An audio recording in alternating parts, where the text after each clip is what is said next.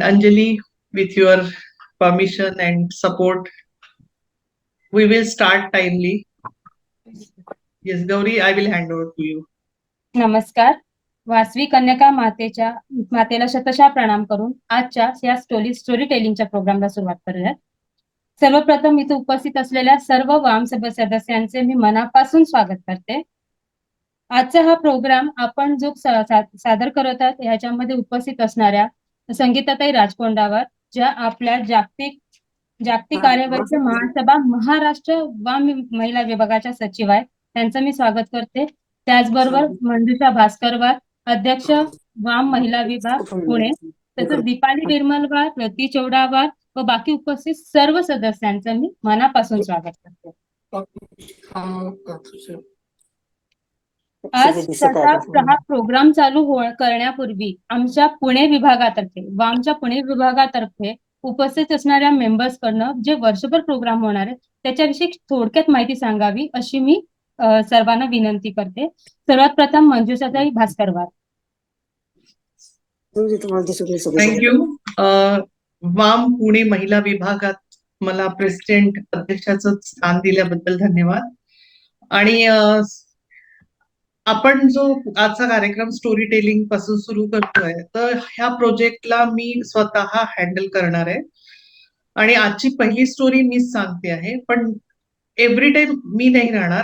मला इच्छा आहे की प्रत्येकाने समोर यावं आणि ती गोष्ट सांगावी, पण ती गोष्ट कशा पद्धतीने सांगावी आणि याच्याने काय फायदा होईल हे आज आपण अनुभवूया आणि बघूया. स्टोरी टेलिंगच्या वेळेला मंजुषा भास्करवर तुम्हाला काय देते आणि तुम्ही तिच्यासोबत काय शेअर करता.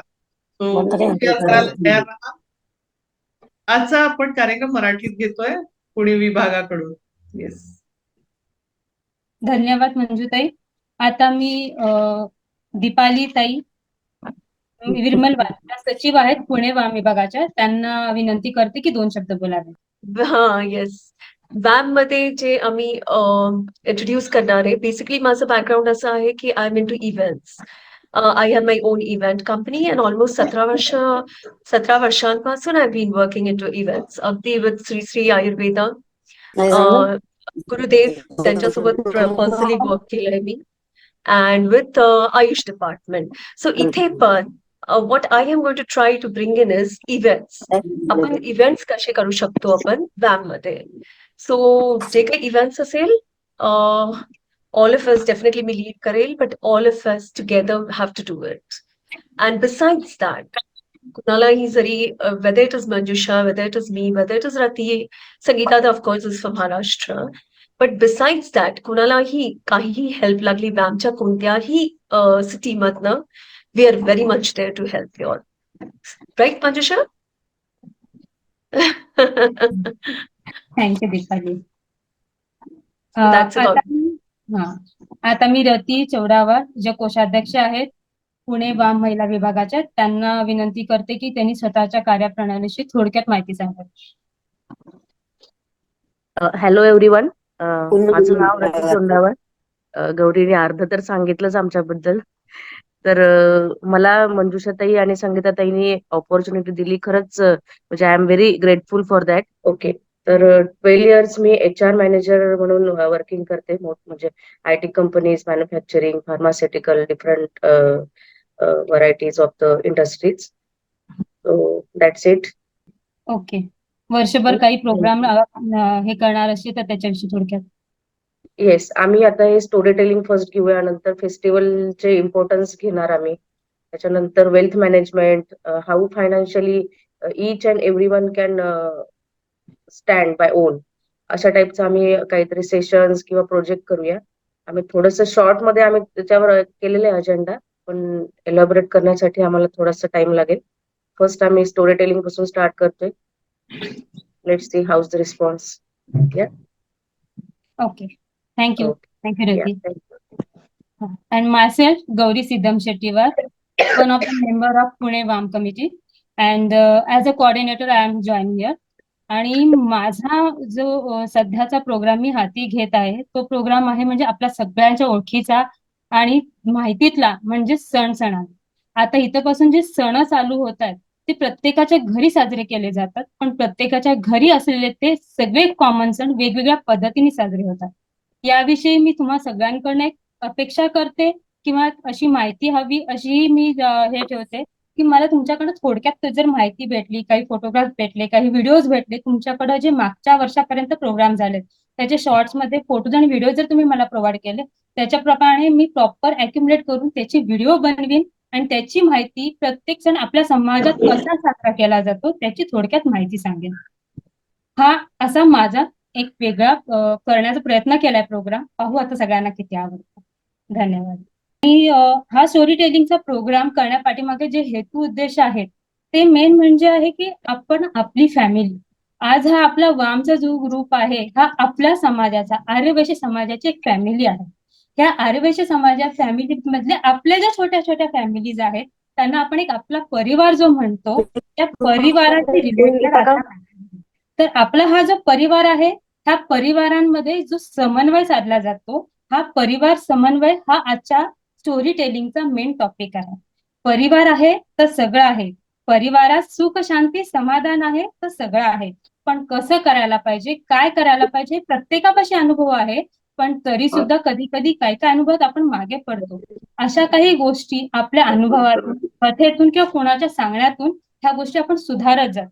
भले कितीही अनुभव आपल्या पाठीशी असतील तरी रोजच्या काळात येणारे वेगळ्या वेगळ्या अनुभव म्हणजे वेगळ्या वेगळ्या ज्या गोष्टी, जसं आता इंटरनेट आपल्या परिवारामध्ये आलेला आहे किंवा आपण इंटरनेटचा ऍक्सेस जास्त करत आहे, जसे आता कोरोना पिरियडमध्ये मुलांना जसा नेट वापरून स्कूलिंग करावं लागले, तर ह्याच्यामुळे होणारे परिवारातले बदल ह्या सगळ्याचा आपल्यावर जो परिणाम होतो ह्याला आपण त्याच्यानुसार बदलत जातो.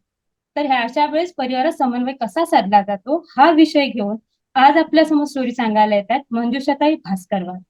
तर मंजुषाताई भास्करवार, आज तुम्ही आपली स्टोरी सांगा. धन्यवाद.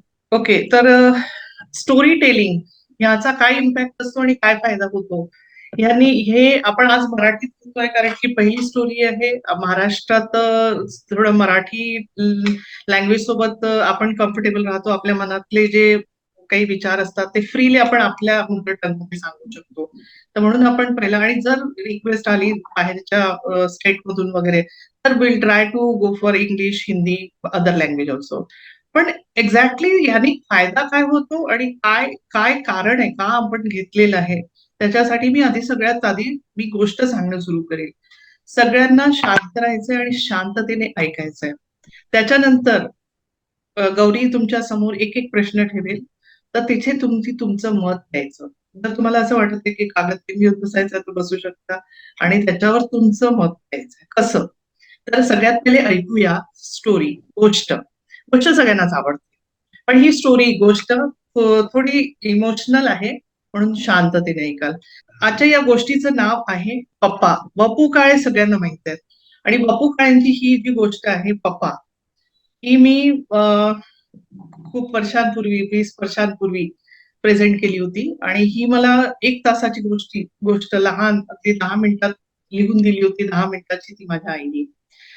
आणि ह्या गोष्टीशी खरंच म्हणजे एक निगडीत असं मनात माझ्या काहीतरी असं इमोशनली टच होऊन गेलं आहे आणि समाजात हा मला एक खूप मोठा इश्यू दिसतो.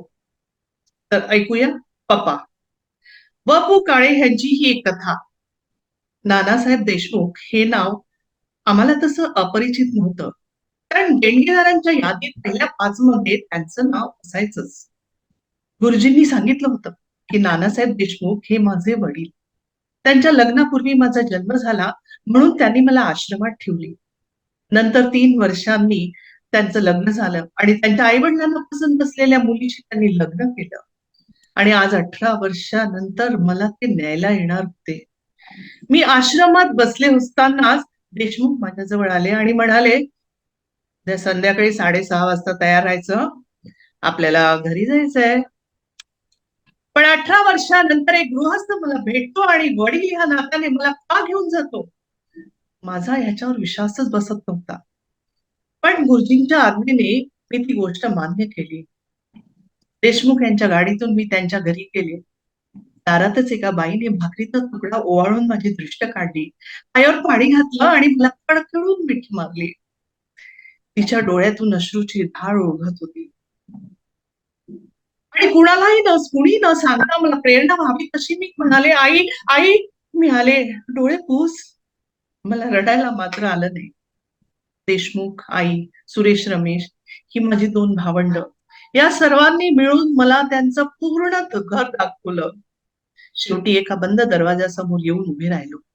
देशमुख म्हणाले, बेटा, दार उघड, ही खोली तुझी. खोली एकदम आकर्षक होती. एक कॉट स्टडी टेबल, त्यावरले लॅम्प, सुंदर ड्रेसिंग टेबल, त्यावरील पावडर, स्नो, क्रीमच्या बाटल्या, कुंकवाचा डबा, सगळं कसं नवीन नवीन आणलेलं दिसत होतं. पण या सगळ्या गोष्टींमुळे मी बावरून किंवा मोरून गेले नाही. मी स्थितप्रज्ञ राहिले. या घराच्या प्रत्येक व्यक्तीने माझं मनापासून स्वागत केलं. पण मी कोण आहे हे त्या सर्वांना माहित असेल का? आईचा चेहरा तसा सौम्य आणि शांत वाटायचा, पण तिनं खूप दुःख सहन केलं असावं असं वाटत होतं. घरात एवढी सुबकता, पण बाई तेवढी रसरसलेली दिसली नाही किंवा वाटली पण नाही. जेवताना देशमुख मला म्हणाले, मला पप्पा म्हण, माझं घर धान्य कर. पण देशमुख यांना पप्पा म्हणायचं कसं तरीच वाटतं. मला ते घराचं सुख देऊ पाहतात, ते स्वतःचा अहंकार सुखावा म्हणून. माझी खरी आई एवढी कुठे असेल? देशमुखांनी माझा शोध घेतला की नाही? पाप लपवण्यासाठी त्यांनी मला आश्रमात ठेवली आणि मला आश्रमाचं छत मिळालं. पण माझ्या आईला समाजाने क्षमा केली असेल? खुद्द देशमुख त्या काळात माझ्या आईशी कसे वागले असतील? देशमुखांना वैभव मिळालं, अपराध पोटात घालणारी पत्नी मिळाली, पण माझ्या आईला अपराध पोटात घालणारा मोठ्या अंतःकरणाचा पुरुष तिला भेटला असेल काय? असे अनेक विचारांची काहूर मनात निर्माण झाले. मानसिक ताण वाढत गेला, त्यामुळे कालपासून मी तापाने फणफणत होते. आज दिवसभरात आलेले हे 5वे डॉक्टर. देशमुख सतत उशाशी बसलेले, आई बाजूलाच, समोर गुरुजी, सुरेश, रमेशची सतत धावपळ चाललेली असायची. आपला जीव माझ्या खोलीत ठेवून देशमुख कामावर जायचे, पण औषधाच्या वेळी त्यांचा बरोबर फोन यायचा. हा वीणा बेटा, औषधाची वेळ झाली, घेतलं की नाही? त्यावर थोडं दूध घेतलं की नाही? कसलाही विचार करायचा नाही, फक्त पडून राहायचं. देशमुखांच्या आईच्या दिवसभरातून 4 खेपा व्हायच्या. देशमुख कामावरून आले की सरळ माझ्या खोलीत यायचे. आश्रमात सकाळी 10 वाजता प्रार्थना म्हणायची मला सवय, म्हणून लगेच दुसऱ्या दिवशी देशमुखांनी 900 रुपयाची पांढरी शुभ्र संगमरवरी दगडाची कृष्णाची मूर्ती माझ्या खोलीत आणून ठेवली. मग माझी प्रार्थना पलंगावर पडल्या पडल्याच व्हायची. मला झोप लागत पर्यंत देशमुख मला थोपटत राहायचे, पण जाग आली की माझ्या तोंडून पहिला शब्द यायचा तो, "आह, आई कुठे आहे?" तापाने 15 दिवस गेले. हवा पालटसाठी देशमुख मला खंडाळ्याला सुद्धा घेऊन गेले. देशमुखांनी माझं नाव कॉलेजात घातलं. माझ्या एकटीच्या दिमतीला फियाट कार दिली आणि ड्रायव्हिंग सुद्धा शिकवली. पहिल्यांदा मी एकटी गाडी घेऊन कुठे गेली असेल ना, तर ते आश्रमात. गुरुजींनी विचारलं, अरे वा, आज एकदम एकटीच मोटार चालवीत आलीस? हो. म्हटलं प्रथम देवळात जावं. अरे वा, प्रगती आहे म्हणायची. पूर्वी जो आश्रम तुला घरासारखा वाटायचा, तो आता देवळासारखा वाटायला लागला. देशमुखांचं घर आता स्वतःच वाटायला लागलं की नाही? तुम्ही म्हणता ते अगदी खरं आहे, पण याचं श्रेय कोणाला जातं सांगू? देशमुखांना ना. जिने अंतःकरण मोठं करून मला क्षमा केली, माझा स्वीकार केला, त्या माझ्या आईला. मला माहित आहे बेटा, तुझा ओढा देशमुखांपेक्षा त्यांच्या पत्नीकडे जास्त आहे, पण त्यातली थोडी माया देशमुखांना मिळून दे.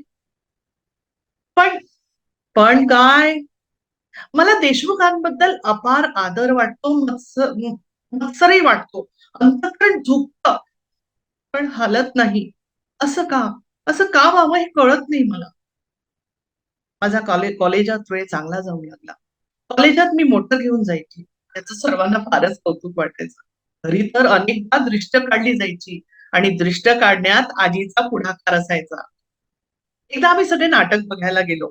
त्यातले विनोद देशमुख स्वतः एन्जॉय न करता मी ते विनोद एन्जॉय करते आहे की नाही ह्याकडे त्यांचं जास्त लक्ष असायचं.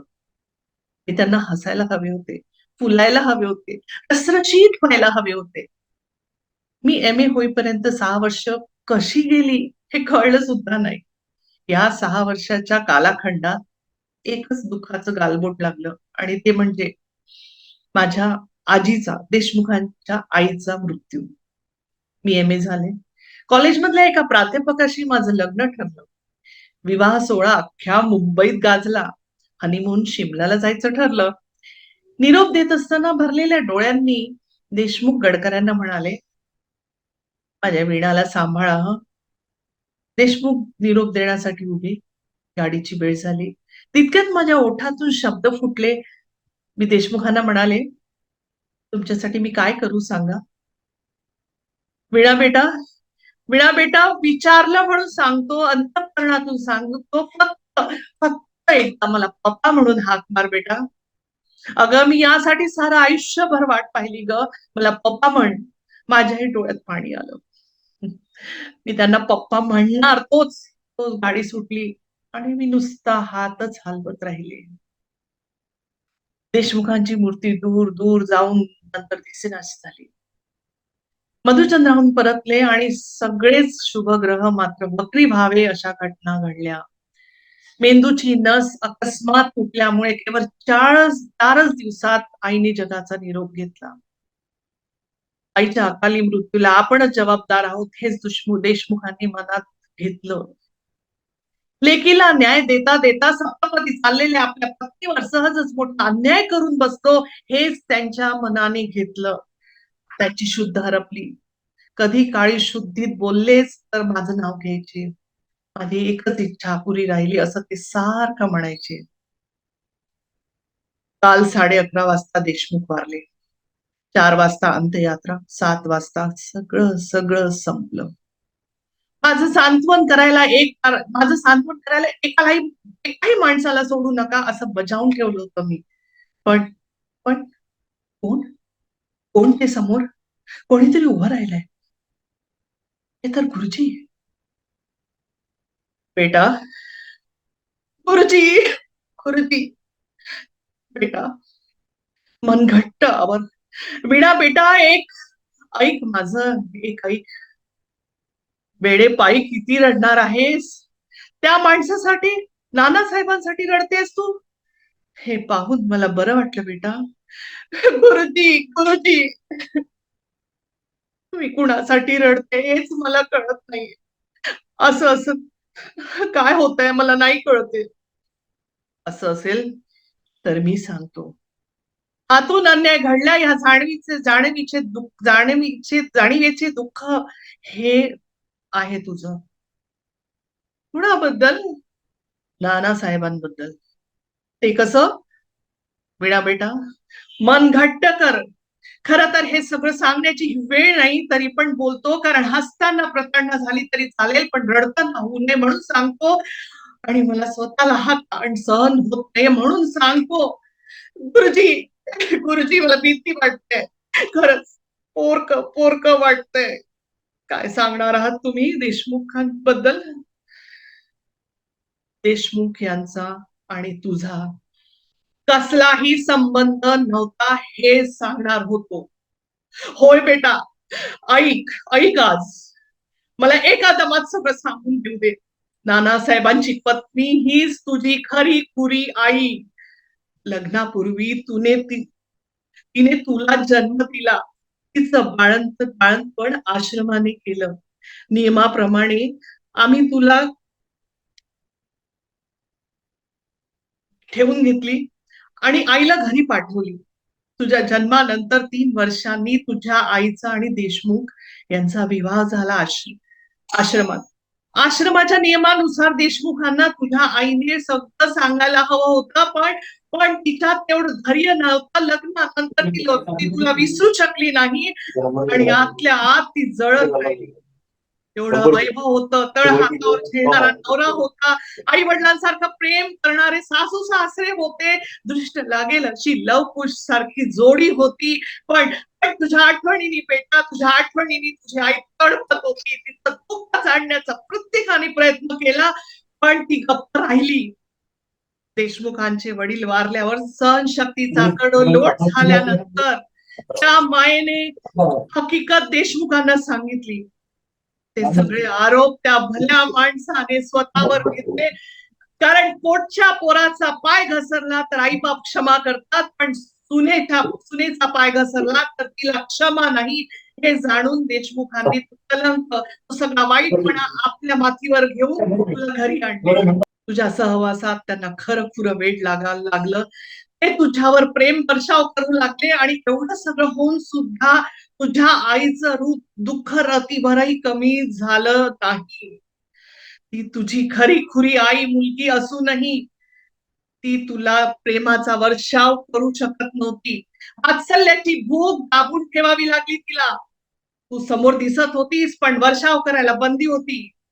ती जर खऱ्या खुऱ्या भावना व्यक्त केल्या असत्या तिने, तर कदाचित सासूने ओळखलं असतं, कारण ती सुद्धा एक आई. आणि ही कस देशमुखांनी भरून काढली. हो बेटा, यशाची वाच्यता फक्त तुझ्या एका शब्दात त्यांच्यासाठी होती, आणि ती म्हणजे फक्त पप्पा पप्पा आणि पप्पा पप्पा. वेळ निघून गेली. तर ही आहे बपू काळेंची पप्पा. तुमच्या मनात बरीच कालवाकालव झाली असेल, आणि खूप काही तुमच्या मनात, तुमच्या डोळ्यासमोर अशी काही प्रसंग, आठवणी कोणाचे दुसऱ्यांचे स्वतःचे दिसले असतील.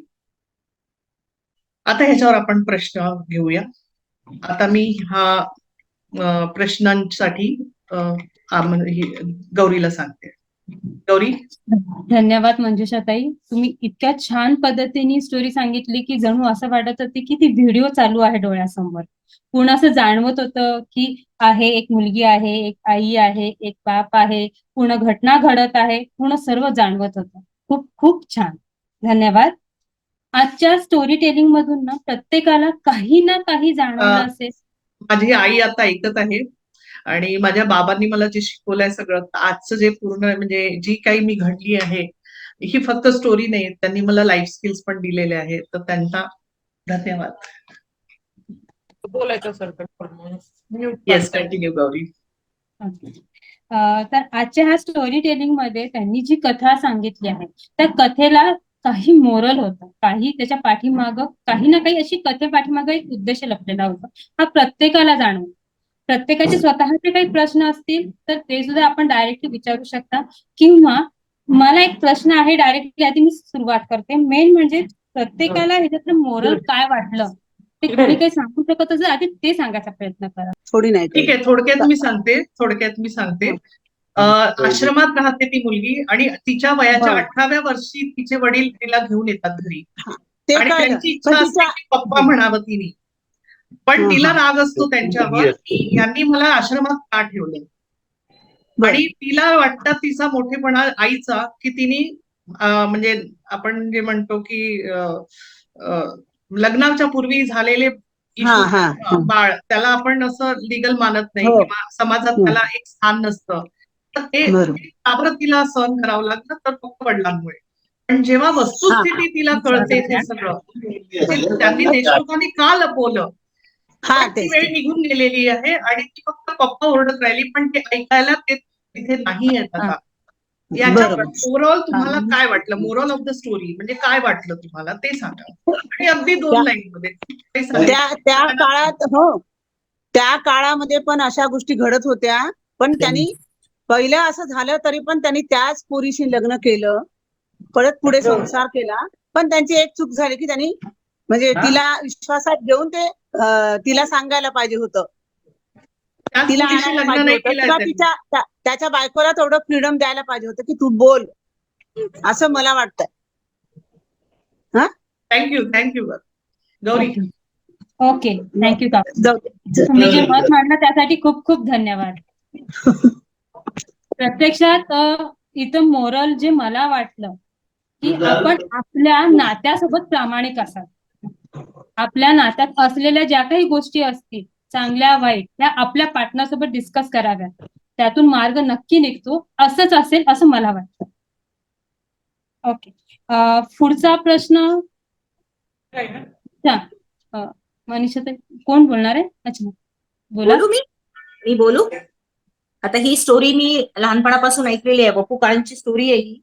आणि ताई आमची ड्रामा डायरेक्टर आणि स्वतः कॅरेक्टर रोल केलेले असल्यामुळे खूप सुंदर ती खूप सुंदर आठवण करून दिली. हेच आमचे बाबा आई हे सगळे मेन त्यांचे तिला गायडन्स देणारे डायरेक्टर. पण याच्यातला मॉरल ऑफ द स्टोरी जे तुम्ही सांगत आहात त्याच्याबद्दल मला आज कळलं. तुम्ही मॉरल म्हटल्यानंतर मला समजलं की अरे हो याच्यातही काहीतरी शिकण्यासारखं आहे. आपण समोरचा माणूस जेव्हा काही वागत असतो तेव्हा त्याच्या मागे काय खरं आहे हे माहित नसतं. आपल्याला असं वाटतं हा असा का वागतोय किंवा त्याच्या मागे काहीतरी काय कारण आहे हे माहिती नसतं आपल्याला. आणि आपल्याला ते चूक वाटतं त्याचं वागणं किंवा त्याचं बोलणं. आपल्याला त्याच्या आतलं काय असतं हे माहित नसतं. म्हणून आपली जी रिॲक्शन असते जे समोर दिसतंय त्याच्याप्रमाणे आपण वागायला लागतो आणि रिॲक्ट करतो. आणि म्हणून परंतु कोणती गोष्ट करत असताना जसं बाबाही मला कधीच रागवत असताना कदाचित मी त्यात डीपली जायला पाहिजे की हे मला असं का म्हणत आहेत. तर मला डीपली अभ्यास करावा लागेल ह्याचा असं मला वाटते. रागवतात तेव्हा आम्ही लगेच रिॲक्ट करून देतो. हो याच्यावर आपण विचार केला पाहिजे की असं बाबा का म्हणत आहात की याच्या मागे काहीतरी आहे जे मला शिकावं लागेल. असंच या स्टोरी मधून मला असं वाटतं की ते जे सांगायचं होतं तिला की म्हणजे तिला जो राग होता तो राग ती व्यक्त करत होती सांगायची तिला काहीच माहित नव्हतं. जे दिसतंय त्याप्रमाणे चालू होतं. तर म्हणून आपण डीपली थोडा अभ्यास करावा, डीपली जावं, विचार करावं आणि मग रिॲक्ट करावं असं काही महत्वाचं नाही, ऐकायचं ते झालं. थँक्यू. गौरी थोडस यांना स्टॉप करू शकते तू. मी राईट्स देते म्हणजे ज्यांना 2-3 वाक्यात ते बोलू शकले पाहिजे कारण सगळ्यांना बोलायचंय. तर हे ऑडियन्सला समजून येईल. हॅलो, ज्यांना बोलायचं थँक्यू मनीषा. ज्यांना बोलायचं असेल त्यांनी हँड रेस करावा प्लीज, म्हणजे जेणेकरून आम्ही एकेकाला घेऊ शकतो. आणि कृपा करून ज्याला जे बोलायचं ते 2-3 मिनिटात संपवूयात म्हणजे आपल्याला गौरी मी सगळ्यांना अनम्यूट केले. आता it is up to them to unmute and talk. Everybody is unmuted. नाही झालेलं आहे अनम्यूट सगळ्यांना. ते हॅव टू सगळे अनम्यूट आहेत. त्यांना अनम्यूट करायचं आणि मग बोलायचं. सो ओके, आता कुणाला काही प्रश्न विचारायचा आहे का? की मी पुढे जाऊ? 2 दिवस झाले दुसऱ्याच्यावर जाऊ. सारखा पाऊस नव्हता का? दुसरा प्रश्न. कल्पना कोरलवर बोलायचंय आपल्याला काही? हॅलो. ओके, माझा पुढचा प्रश्न आहे की सगळ्यांसाठी सुद्धा आहे. सगळ्यांनी सुद्धा स्वतः विचार करावा ह्या गोष्टीचा की ह्या स्टोरीमध्ये बॅलन्स्ड पर्सन कोण वाटलं. प्रत्येकाची विचारसरणी वेगळी आहे. प्रत्येकाने या कथेला वेगवेगळ्या अँगलनी पाहिलेला आणि वेगवेगळ्या अँगलनी विचार केलेला आहे. तर प्रत्येकाच्या दृष्टिकोनातून बॅलन्स पर्सन या कथेत वेगळा. तर काही बोलायचंय कुणाला याविषयी? कारण की प्रत्येकाच्या उत्तरातून प्रत्येकाची आपली विचारशक्ती दिसेल.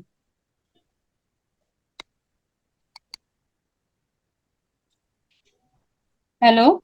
Yes Deepali, if you want to add you can. जर लोक नाही. Let's wait for everybody. Hello ताई, तुम्हीच सांगा म्हणजे ताई. Deepali, you want to add? Balance व्यक्ती कोणती वाटली तुमच्या हिशोबाने? लक्ष्मी, दीपाली सांगा ना पुढे पण. पप्पा बॅलन्स व्यक्ती पप्पा. ऑलवेज पप्पाच असतात आपल्याकडे जसे आपले बाबू आहे. इथे या कहाणीमध्ये मला 2 व्यक्ती बॅलन्स पर्सनॅलिटी वाटतात. एक तर पप्पा कन्फर्म आहे की ज्यांना सर्वच्या सर्व माहिती असून सुद्धा त्यांनी ऍक्सेप्ट करून शेवटपर्यंत जाणवून नाही दिलं. आणि दुसरी व्यक्ती म्हणजे ज्या अनाथ आश्रमात ती पोरगी वाढली, त्यांनी सुद्धा तिला काहीच न सांगता वाढवलं. आणि त्या फॅमिलीत गेल्यानंतर सुद्धा तिला तेवढे अधिकार ठेवले. कुणाला? त्या मुलीच्या आईला तेवढे अधिकार ठेवले की तिने ते स्वतःहून तिच्या पोरीला सांगावं. तर बॅलन्स पर्सनॅलिटी ते 2 होते. एक खरोखरची आई आणि दुसरे मानलेले पिता ज्यांनी तिला लहानाचं मोठी केलं. करेक्ट? येस. लक्ष्मीला पण काही बोलायचंय. तुम्ही मेसेज पण टाकू शकता जर कुणाला बोलायचं असेल तर. हॅलो. हा बोला. हाय. लक्ष्मी व्हिडिओ नमस्कार. ऑन कर ना, थोडं बरं वाटेल. ताई थोडीशी बाहेर आहे त्यामुळे बॅकग्राऊंड प्रॉपर नाहीये. सॉरी, व्हिडिओ चालू नाही करू शकत आहे. ओके. नमस्कार. स्टोरी मी नमस्कार. ऍक्च्युली थोडीशी लेट आली कारण माझी मीटिंग चालू होती. पण मी जी स्टोरी ऐकली आणि जी त्यांनी सॅमरी सांगितली त्याच्यामध्ये मला असं वाटतं की मॉरल हे होतं की राग लगेच व्यक्त होण्यापेक्षा थोडासा वेट करा, समजून घ्या, रिअलाइज करा आणि देन रिॲक्ट, ओके. असं मला वाटलं. Correct correct. प्रत्येकाची स्टोरीकडे पाहण्याचा खूप उद्देश छान वेगळाच असतो. स्टोरी होती, पण खूप तुम्ही जी समरी पण दिली ती पण एकदम अप्रोप्रिएट होती. त्याच्यावरून मला पूर्णच कळलं. तर मी जे मिस केलं होतं ते सुद्धा कळलं. खूप छान वाटलं मला स्टोरी आणि त्याच्यावरून एक पुन्हा एक रिअलायझेशन होतं की अरे आपण कुठे चुकतोय का. Just wait, watch and then react. Correct. Thank you. Thank you. Thank you. Thank you. Thank you लक्ष्मीताई. प्रत्येकाने आपापले विचार मांडत आहात हे बघून खूप आनंद होतो. स्टोरी टेलिंगच्या प्रोग्रामच्या पाठीमागचा हेतू उद्देश सफल होताना दिसतोय. धन्यवाद. आता ह्याच्यामध्ये ना मला अजून एक गोष्ट विचारायची आहे, म्हणजे इश्यू हा एक इश्यू झाला. आपण ह्या इश्यूला जर आपण मोठ्या प्रमाणात विचार केला तर असं झालं, पण असे खूप सारे इश्यू असतात. ह्या स्टोरीतला इश्यू एक होता जो त्या पोरीविषयी हा आपल्याला वाटला, पण अशा पद्धतीत अनेक इश्यू असतात. तर प्रत्येकाला ह्याच्यातला अजून कोणता इश्यू जाणवला त्याच्याविषयी काही वाटत असेल त्याशी बोलू शकता.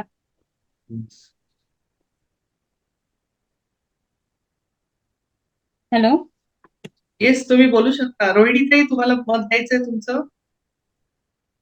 मला एक त्याच्यात फक्त ऍड करायचं होतं. हा जे बोला. जे आपण विचार करतो की मला राग आहे ह्या व्यक्तीवर, मी नाही बोलणार, किंवा मला राग आलेला आहे आणि मी रिॲक्ट नाही करणार या गोष्टीसाठी, नंतर कधीतरी बघूया, नंतर ह्याचं रिॲक्शन देऊया. पण त्यापेक्षा समजा तुम्ही नलिफाय केलं, त्या गोष्टीला नल करून टाकलं आणि विचार केला की रागापेक्षा व्यक्ती मोठी, तर कदाचित सगळं आधीच सॉर्ट झालं असतं. याला लक्ष्मी असं म्हणतात की सरेंडर होणं. सरेंडर. सरेंडर झालो तरच आपण ट्रिगर आपला थांबवू शकतो. आपण आपल्या इगो समोर इतकं जास्त, जसं आता इथे जे कॅरेक्टर आहे हे नानासाहेबांची जी मुलगी आश्रमात वाढलेली, तिने हा, हा. इतका राग घेतलेला असतो की त्या रागासमोर तिला बाकीच्या गोष्टी काहीच दिसत नाहीये, काही कळत नाही. बरोबर. काहीच नाही दिसत आहे. फक्त तो राग राग, मला का आश्रमात टाकलं, माझं आयुष्य का खराब केलं. पण पुढचं जेवढं आयुष्य आहे त्याच्याकडे ती फोकस नाही करू शकली. आणि जेव्हा हातातून सगळं चाललं गेलं त्याच्यानंतर ती किती ओरडली पप्पा पप्पा, किंवा कितीही काही हातपाय मारले तरी ते मिळणार नाहीये. मिळणार नाही. करेक्ट. नाही, आणि हातातून चाललं गेलं. तर अशा पुष्कळदा सिच्युएशन आपल्या लाईफमध्ये येतात की आपण रागापुढे सगळं काही मातीमोल करतो आणि आपल्याला राग इतका महत्वाचा वाटतो, आणि त्याच्यानंतर आपल्याला सगळं चाललं गेल्यावर रिअलायझेशन झाल्यानंतर आपल्याजवळ काहीच राहत नाही. आणि बरोबर. दुसरा इश्यू जो मला वाटतो आहे, जसं ते एक वाक्य त्यांनी नानासाहेबांनी का लपवलं, तर मुलाची चूक झाली तर पोटात घेतात चूक सगळेजण, बायको सुद्धा, पण सुनेकडून चूक झाली तर तिला क्षमा नाही. हे वाक्य का? मला हा इश्यू पण इथेच विचारावास वाटतो, थोडी जर बोलत असाल तर. आणि ह्याच्यावर म्हणजे आधी इश्यू समोर येऊ द्या, मग बाकी आपण पुढचं बोलू. सगळ्यात पहिले इश्यू काय काय वाटतात ते एक एक मे बी तू जो पॉइंट आता विचारलायस Manjusha, may be this was may be a few generations back, किंवा मे बी आपल्या जनरेशन पर्यंत. But if you see the next generation, I don't think असं आहे. Or the current generation. Audience इथे बोलू शकते. एकच इश्यू नाही, आपण फक्त इश्यू समोर आणतोय. 1 2 3 4 5 6. Okay okay. हा, जस्ट इश्यूज. काय काय इश्यूज आहेत इथे या स्टोरीमध्ये, काय काय इश्यूज दिसतात. जसं मला एक हा इश्यू दिसला. दुसरा इश्यू की आपण माफ नाही करत, त्याच्या चक्करमध्ये आपण आपलं आयुष्य घालवतो.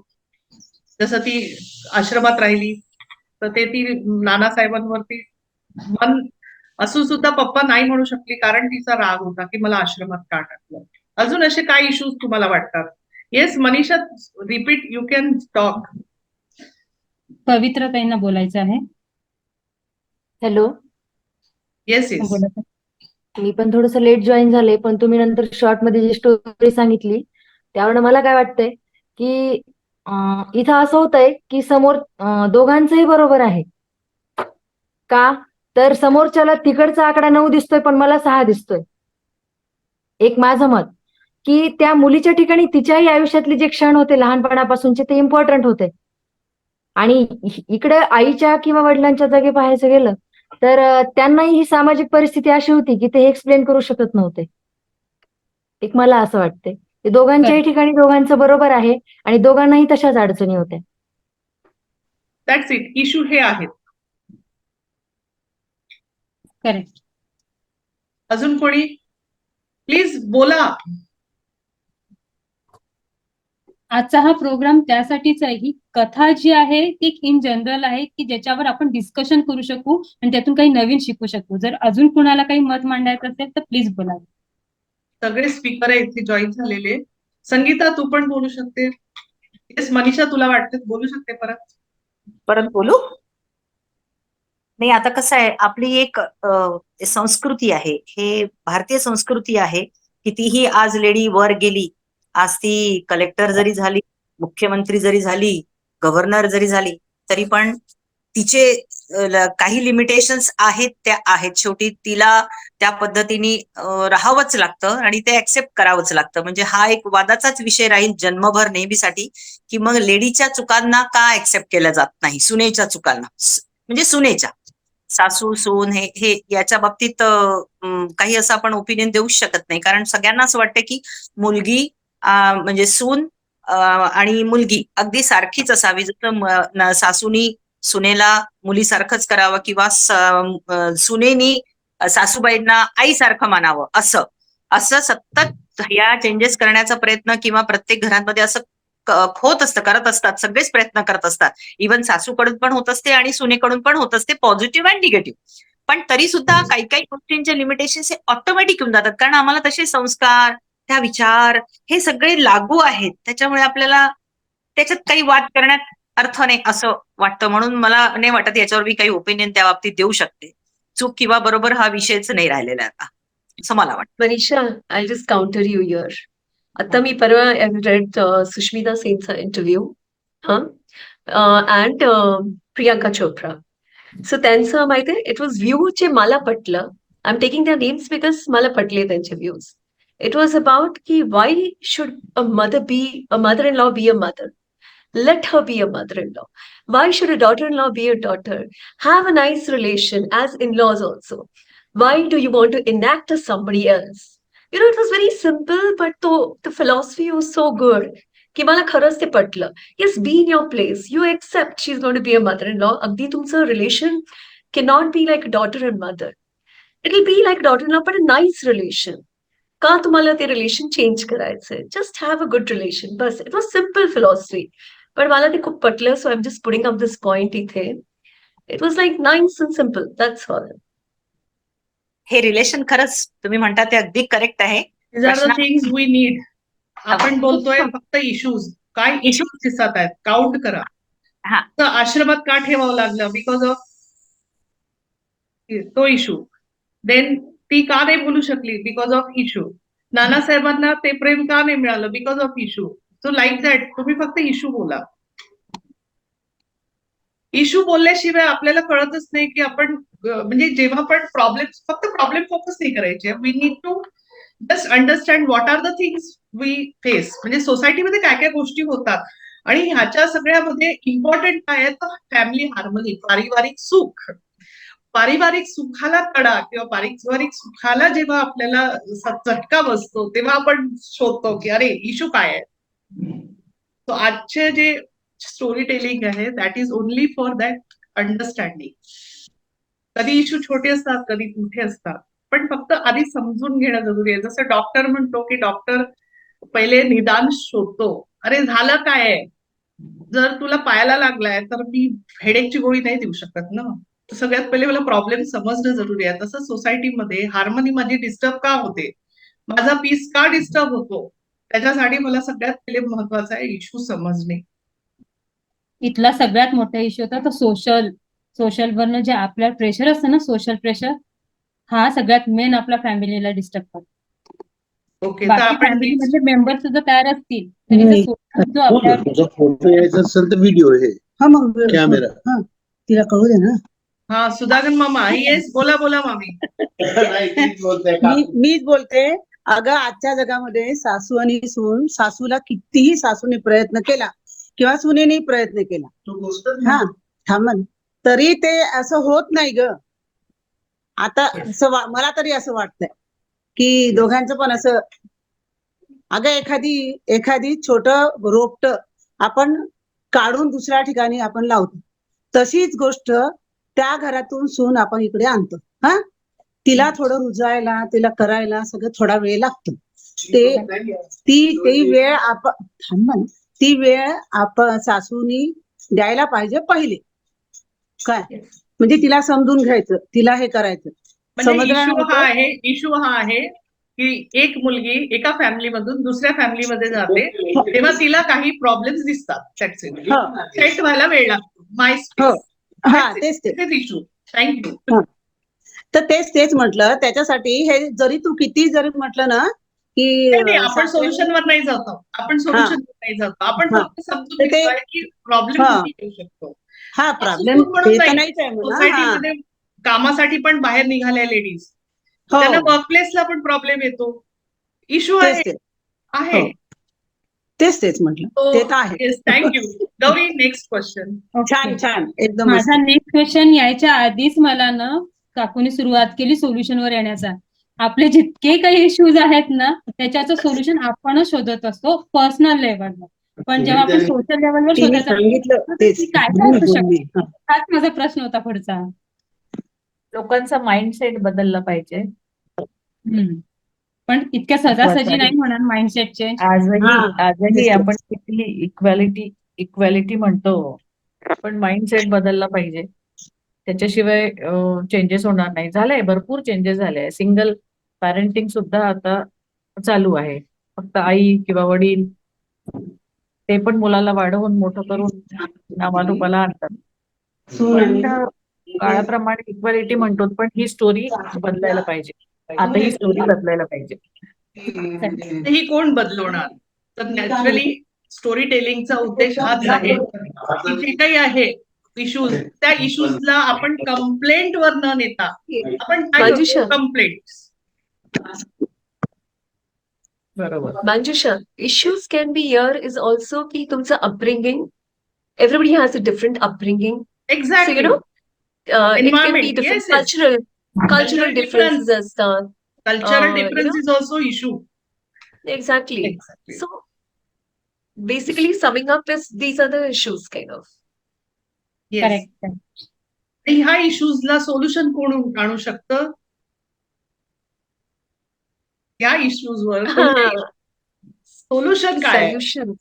बोला.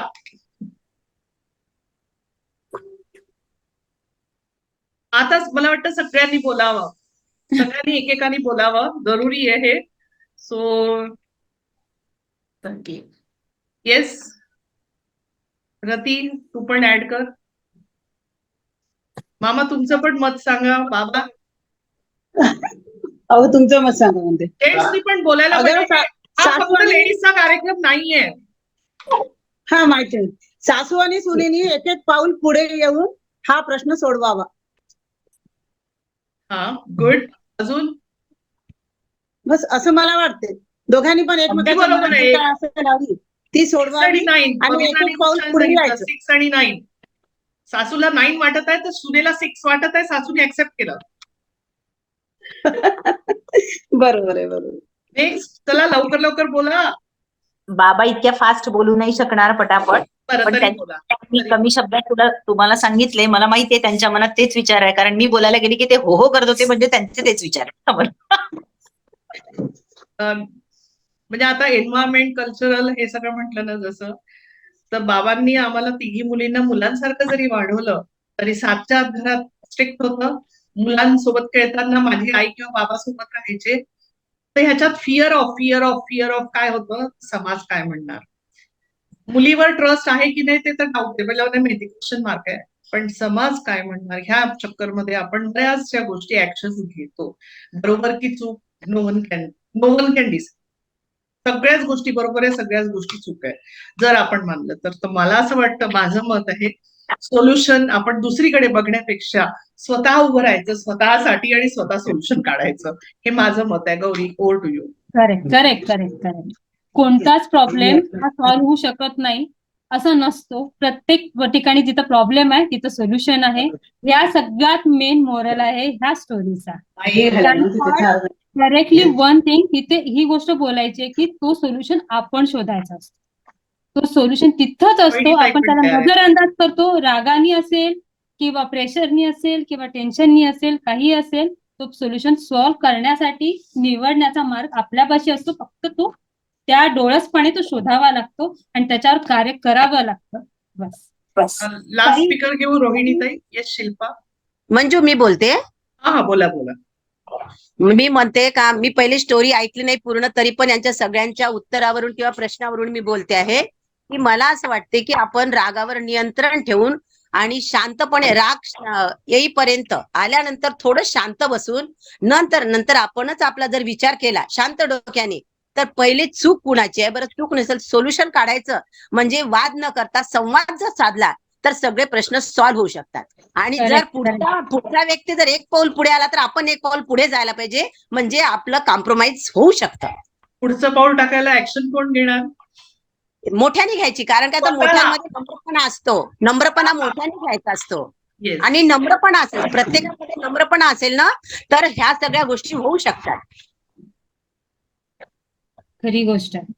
रोहिणीताई माझ्या जाऊबाई आहेत मोठ्या, आणि त्याच्या बोलल्या त्या अगदी बरोबर आहे, कारण त्या स्वतः तशाच वागतात.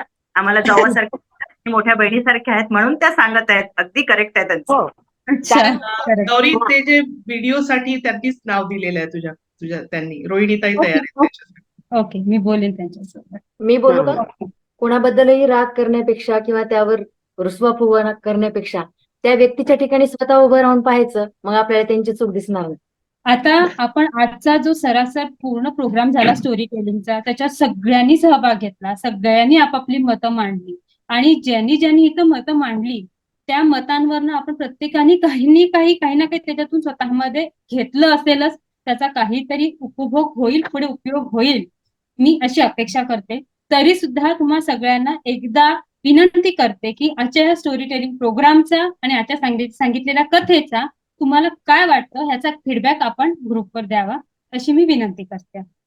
त्याचबरोबर आणि हा पॅटर्न कसा राहणार आहे ते सांगू. आता आजचा हा स्टोरी टेलिंग प्रोग्राम हा पहिल्यांदा अशा पद्धतीत प्रोग्राम आपण आमच्या ग्रुपवर चालू केलेला आहे. तर ह्याच्यामध्ये आज मंजू त्यांनी कथा सांगितली. जरुरी नाही की दरवेळेस त्यांनी सांगितली पाहिजे. प्रत्येकाला हा स्टेज ओपन आहे. दर महिन्याच्या शेवटच्या शुक्रवारी 4 ते 5 फक्त 1 तास हा प्रोग्राम चालणार आहे. ज्यांना कोणाला ह्या प्रोग्राममध्ये सहभागी व्हायचं असेल त्यांनी आपली नावं आमच्यापाशी द्यावीत, जेणेकरून आम्ही त्यांच्याशी कॉन्टॅक्ट करून कुणाचं नाव सजेस्ट करायचं आहे पुढे ते पाहून पुढच्या महिन्याच्या शुक्रवारी त्यांचा प्रोग्राम अरेंज करू शकतो. याच पद्धतीत ह्या प्रोग्रामला आपण जितक्या पद्धतीत इलॅबोरेट करू शकेल तेवढा आपण करण्याचा प्रयत्न करू. कोणापाशी काही सजेशन असतील, अजून त्यांना त्यात काही चेंजेस हवे असतील तर त्यांनी ते नक्की सुचवावे, आम्ही ते नक्की करू. हे सर्व फीडबॅक आमच्या सगळ्यांसाठी हा प्रोग्राम सुधारण्यासाठी गरजेचा आहे. प्लीज सर्वांनी ह्याच्यामध्ये अशाच पद्धतीत सामील व्हावं आणि आम्हाला असाच सपोर्ट करावा. अशाच पद्धतीत तुम्ही सगळ्यांची जी इन्व्हॉल्वमेंट दाखवली विचारांनी ती तशीच असावी अशी मी अपेक्षा करते. त्याचबरोबर इथं उपस्थित असणाऱ्या आणि ह्याच्यामध्ये संगीताला एकदा बोलायला देशील ऍज अ महाराष्ट्र सचिव.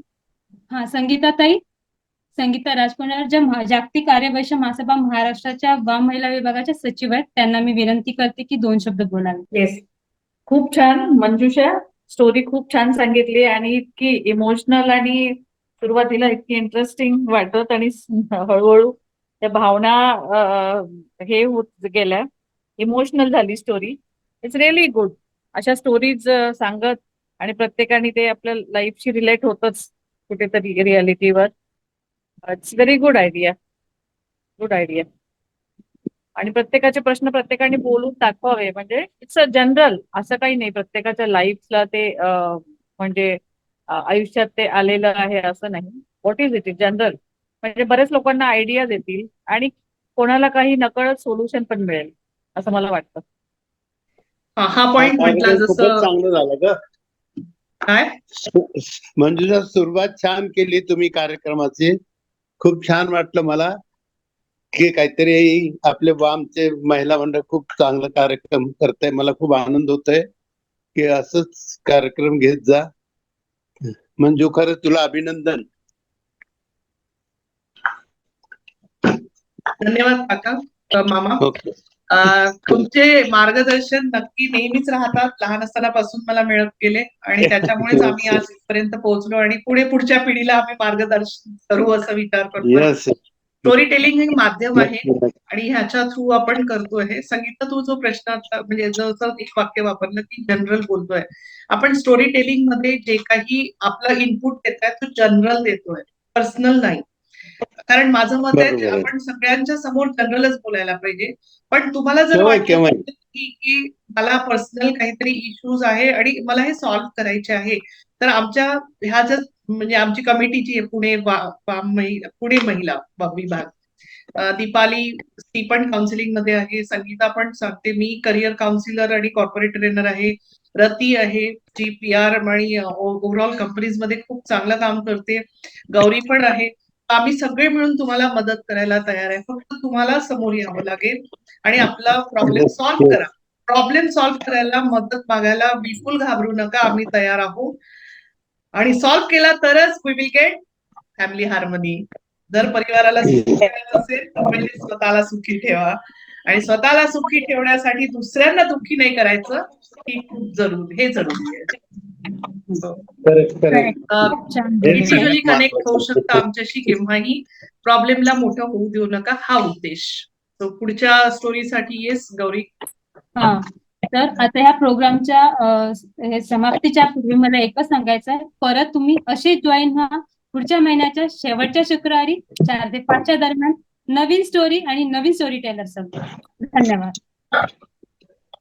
It's a dot five. Thank you so much. Thank you. Thank you so much everyone for Time joining. management is the first principle of Pune Mahila Vibhag. Yes. Thank you. Thank you. Very good Pune team. Thank you. Keep it up.